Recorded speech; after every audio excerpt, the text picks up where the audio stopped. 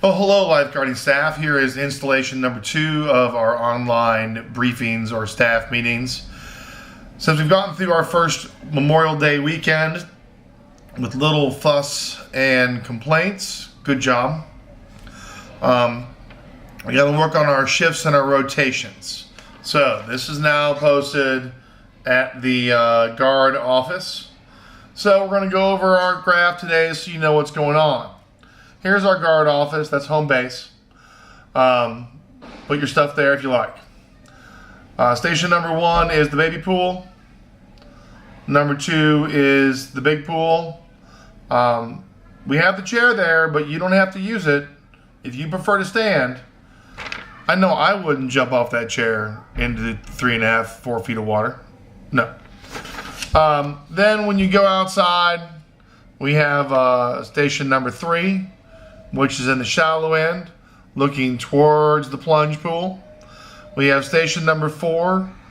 That is you can sit here, don't sit there. This is a standing station. This is a sitting station. This is at your plunge pool, watching the plunge pool.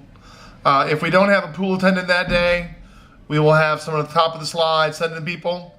That's 5, but if we have a junior lifeguard or pool attendant, they'll be working that one for you. Then 6 is over here. This is also a standing, no sitting area. So you got to stand twice. We can do that. But several times over the weekend, I had to move chairs.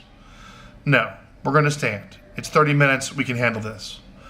And then when you get back to home base, you are kind of on break. But I would like for you to do these things.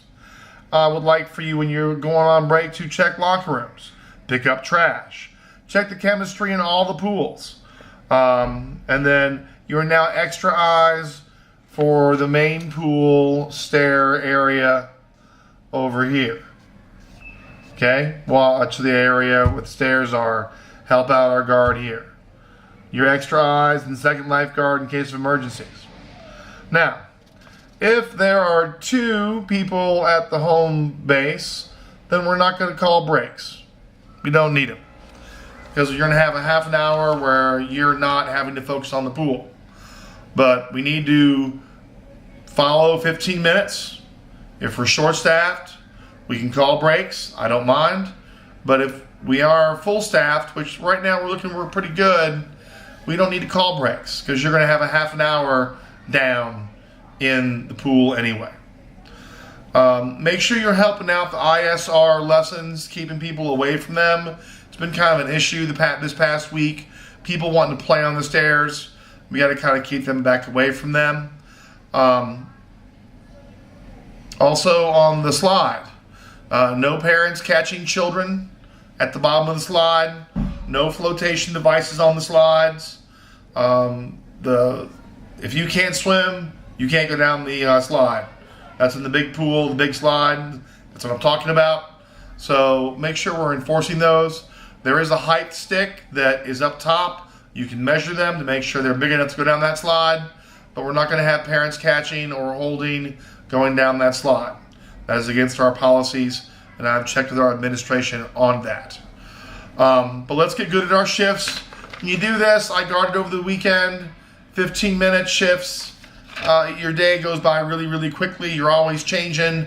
It's a new view. It keeps you fresh. It keeps you watching. I think it makes you a better lifeguard.